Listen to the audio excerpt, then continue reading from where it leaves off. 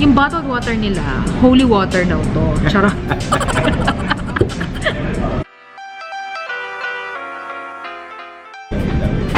Bill.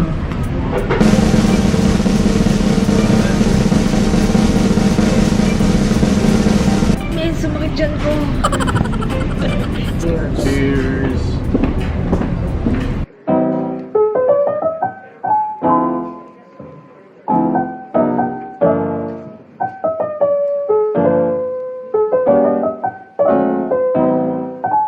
And we are here, Wolfgang's. Martha, Santa Barbara, 7 p.m. Okay.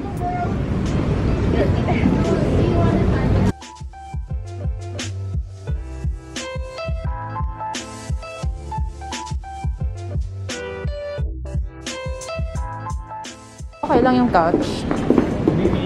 Hi, good evening. Alright. We can do the diagonal sitting so that we don't have to use the Oh, sure, no worries. Wolfgang Steakhouse. Thank you. Thank you. Oh, plain rice lang ha. Plain rice lang ha, plain rice. Yan, so akala namin may promo. Lunch lang pala yun. Tapos sa labas kakakain. Ito mo yung bottled water. Yung bottled water nila, holy water daw to. Charot. Try natin. It's my birthday. So, etchos lang yun. Cheers! Kain tayo. So, they have bread here. Yung set meal nila that's cheaper. And for you guys who want to try it out, I think that's yun, lunch lang. And al fresco. So, Davao? Is that Cabernet or? It's Bordeaux. Bordeaux, okay. It's a combination of Merlot and Cabernet. Okay, thank you. Iced tea lang ako, Besh. Baka malasing ako. Hindi ako pala inom eh. Okay, so this is the French onion soup. And that is the bacon, yung slice ng bacon na parang lagi kong nababasa sa vlogs. So, kain!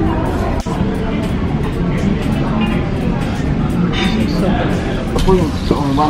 Oh my God! That is insane.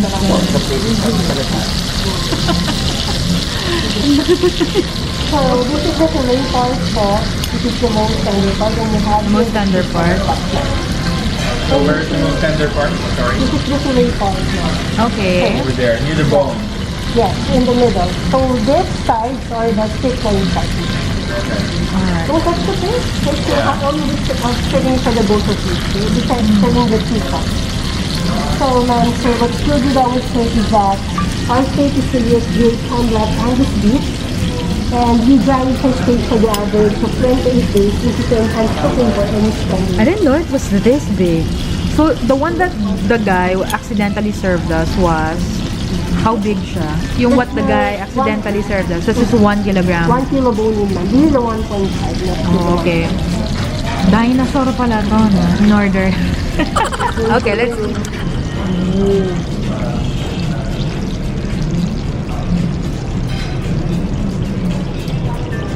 Mahap na. Sarap. One more. Yeah. So, this is the steak rice. Ito siya. Hindi kita. Harap.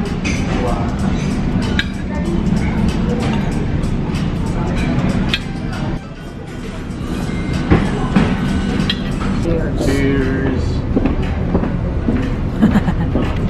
So, we just finished the steak and dinidebone na nila kasi... Don't be so big. Correct. Ha? Parang bilis ng pagkain. Oo nga eh. Parang dinidebone nila kasi may meat on the sides, yung bone. So, while waiting for that, ayun, sarap naman siya. So far, na-enjoy naman namin. And sa mga mahilig ng sauce dyan, steak sauce, so yun. Just one thing to note, wala silang mushroom sauce. They don't have any kind of sauce, but you can request, they have hot sauce. And meron silang steak sauce. And if I'm not mistaken, this is their in-house sauce. Ayan. Ayan yung sauce. Parang ketchup lang, besh.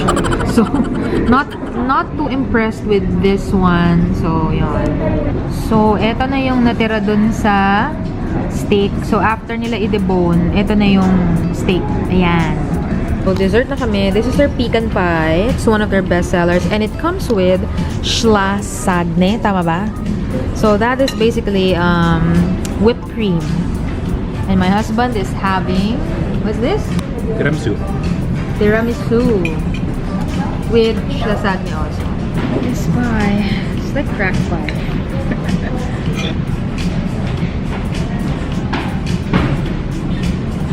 You have sugar?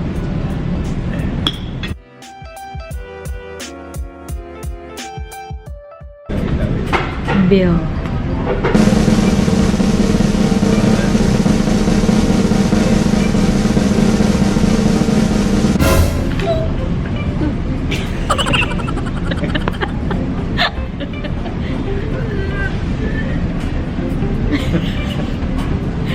May sumakit dyan ko.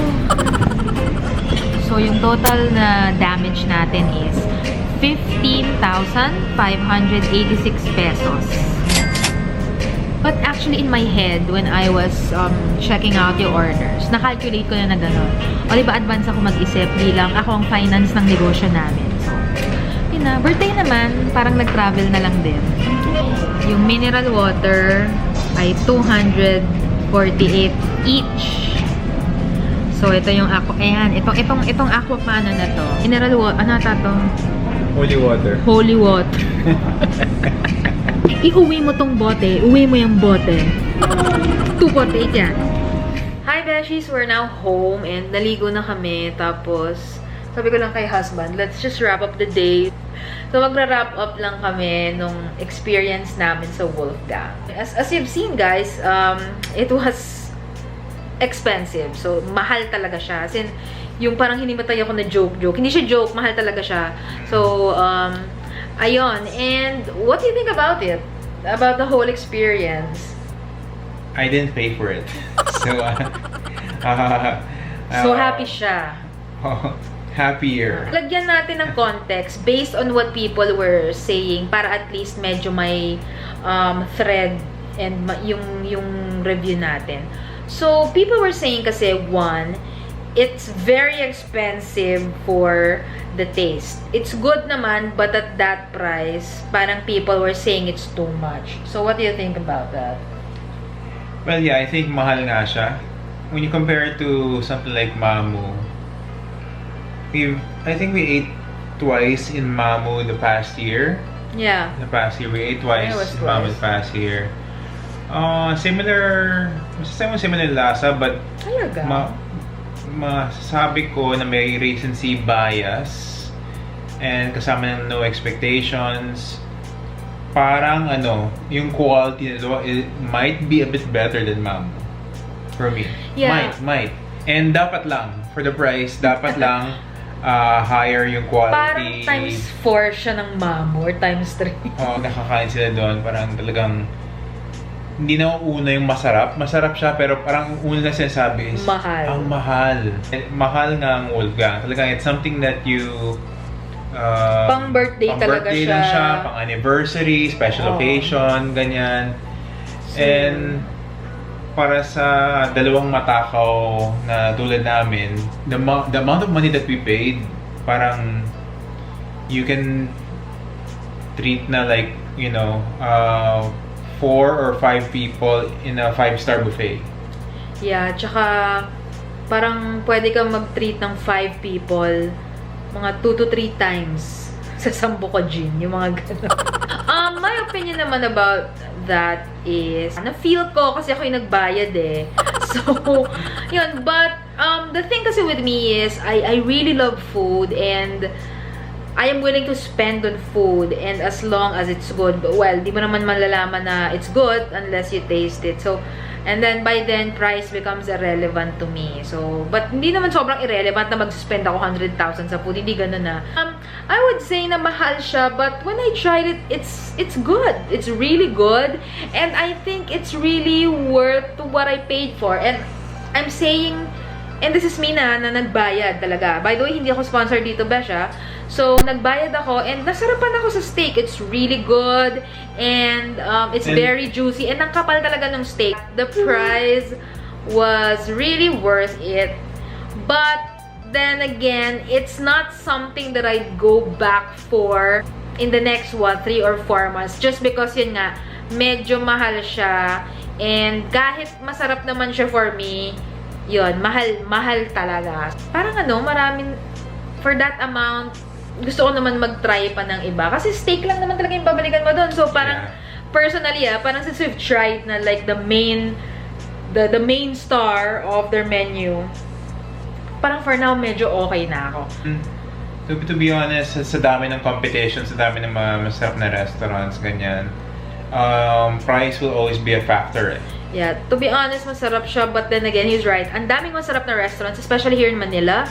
So if I have viewers there na nasa ibang outside Manila or Visayas, Mindanao, or even abroad, ang dami na rin kasing masarap sa Manila. But we're not saying na hindi siya worth it. It's worth it. Ang sarap talaga ng steak. No, it is worth it. I think it is worth it. Yeah. But to say na talagang babalik-balikan mo siya, hindi rin kasi yun nga, special pricing talaga. I mean, the service was really good. The service talaga was good. Parang nakakatuwa kasi, alam mo yung steak, nasa harap naman namin. Marunong naman kami gumamit ng kutsara tinidor. So, aabutin yung steaks. Talagang lalapit yung waitress. Tapos, ma'am, I'll serve you the steak. Ganun. So, sabi ko, parang part 2 nung binayaran natin. Yeah. And kulang na lang, subuan ka nung ate, ma'am, parang yeah. Isa pa yan. So, you mentioned there na medyo kalasa siya ng mamu. A lot were also saying na if you're gonna spend for steak or if you're gonna eat steak, might as well go na lang for mamu because a lot are saying it's pretty similar to Wolfgang. So, what can you say about that? Well, as I said, pareho silang masarap. I think the quality of the steak is, as I said, higher. Parang meron mga luto yung mamu ng last 2 na parang halos well done na yung luto nila. So parang yung... medyo hindi maintain yung quality. Oh. Plus we came in, we kind of set our minds na to go in with low expectations because we heard that what people were saying to expensive. us. Expensive for and the masarap taste. nga naman. When you have those first bites of the steak, it's really talaga. good. Nothing against Wolfgang or anything, but you know, we'll still go back. Yeah, it's just one us day. na parang we've tried na rin kasi so many things and so many restaurants na ang sarap daw, people raving about it, tapos we always end up being disappointed. I think that comes with having a too high of an expectation. So, parang us as, parang foodies, let's see, parang puro ganun siya. After having tasted both, I think it's quite a stretch to say that Wolfgang is literally kalasan ng mamu. Well, mamu is good. In fact, before Wolfgang arrived, I love mamu. And mamu will always be like, my go-to steak place because it's decently priced for the steak, the size of the steak, and also the taste. Mga nasa around 2K to 4K din siya. Wolfgang kasi is really luxury steak eh. And if you've tried it there, the steak cuts are bigger.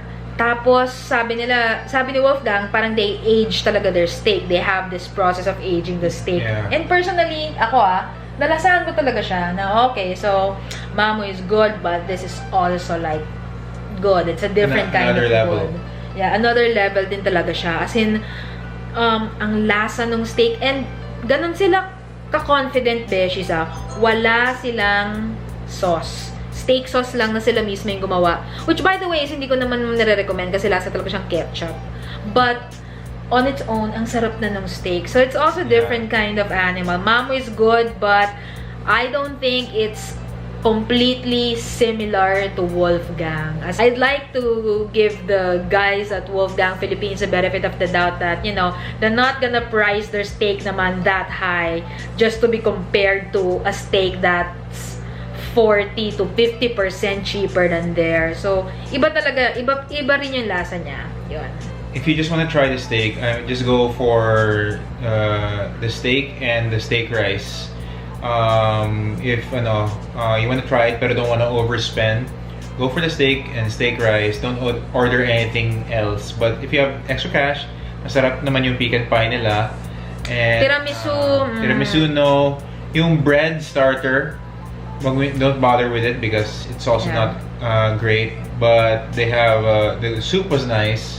Yung gininto ang French onion soup, Beshies, that's 618 pesos. I mean, I wouldn't recommend. It's too much. Plus, order na lang something else. So I think, that's it. Thank you so much for joining us. Patunaw muna kami, and thank you so much for watching this vlog, and I hope to see you guys in the next one. And as always, if you have requests for me, video requests whatsoever, please just, comment them down below, and I'll try to, make that video for you. And please don't forget to follow my social media accounts, visit my blog, and please also check out my beauty channel, The Beauty Junkie. And I will see you guys in the next video. Vlog! Bye!